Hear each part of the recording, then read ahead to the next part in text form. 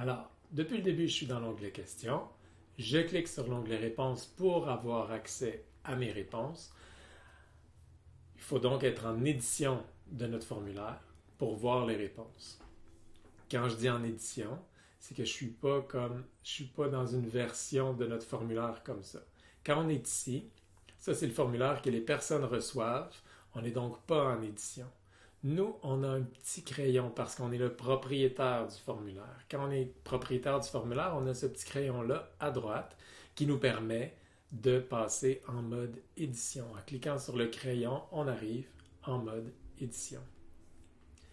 Alors, ce qui arrive ici en mode édition, on peut cliquer sur nos réponses, aller voir nos réponses et par défaut, on est dans réponses.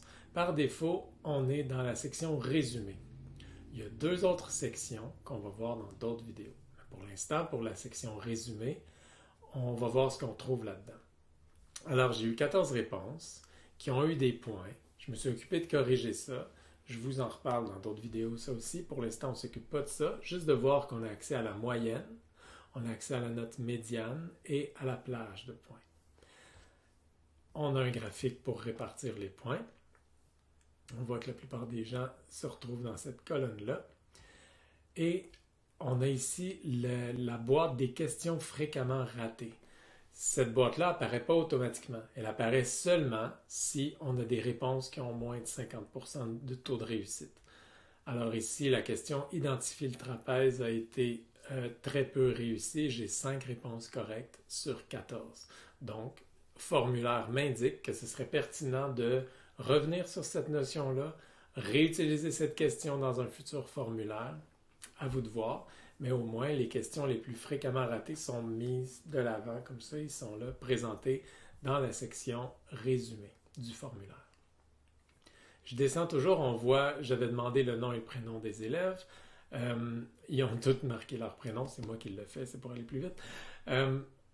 Alors, j'ai la liste de mes noms d'élèves qui est ici. Quand la liste s'allonge dans le résumé, on voit que c'est un menu, c'est un petit appareil, une fenêtre déroulante comme ça, là. On peut avoir des centaines et des centaines de noms, il n'y a aucun problème, ça ne va pas allonger indûment notre résumé, il va tout simplement avoir une petite fenêtre déroulante comme ici. Ensuite, j'ai demandé quel est ton groupe. Si on retourne dans question, je demandais nom et prénom. Ensuite, je demandais quel est ton groupe. Alors, j'avais mis une liste déroulante. Donc, les élèves arrivaient et avaient à choisir leur groupe dans un menu déroulant. On voit ici le résumé de ces questions-là. Si je passe ma souris sur le graphique que ça donne, j'ai un petit détail. Donc, je vois que la majorité des personnes, c'est à part égale entre le groupe 41 et le groupe 40. On a notre légende ici. Un graphique comme ça se fait automatiquement. C'est le formulaire qui comptabilise les réponses. Je peux copier le graphique et le réutiliser ailleurs. Par exemple, si je voulais le copier dans un Google Slide, si je voulais l'utiliser dans un Google Sheet, c'est très facile de copier le graphique et de l'utiliser ailleurs. On n'a qu'à cliquer sur le bouton et le graphique est copié dans le presse-papier. Identifie le trapèze. Ça, c'était mon autre question que j'avais posée. Il fallait choisir la bonne image qui représentait le trapèze. On a vu que c'était la question qui était vraiment ratée et sur laquelle il faudrait que je revienne. On a vu que l'option 4 a été choisie, qui est la bonne réponse, a été choisie ici. Comme ça, on voit le nombre de réponses. Donc, en vert, c'est la bonne réponse.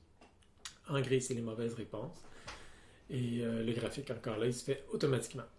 Le sport professionnel, ça, c'est une échelle linéaire. Donc, on voit que le sport professionnel, j'avais dit que 3 étant vraiment, je m'identifie beaucoup au sport professionnel. On a vu que c'était vraiment quelque chose, dans le fond, ça me donne un portrait de ma classe. On voit qu'il y en a ici qui sont plus ou moins intéressés par ça, mais que j'ai quand même 8 plus 3 personnes qui sont très intéressées par le sport professionnel. Ensuite, je posais la question, combien font 24 fois 3? On a vu qu'il y a 12 personnes qui ont répondu. Donc, la majorité de la classe a bien répondu à cette question-là. C'est encore là, en ce moment, c'est pas pour donner une note, c'est pas pour donner une rétroaction, c'est tout simplement pour avoir un portrait de ma classe, à quel point chaque question a été bien ou mal répondue. Ensuite, j'avais posé une question ouverte. il fallait écrire une phrase interrogative. Ce que je demandais, c'est un texte de réponse longue. Alors, je retourne dans mes réponses. On va aller voir mes réponses. Encore une fois, j'ai eu 15 réponses. Je n'ai pas 15 lignes comme ça.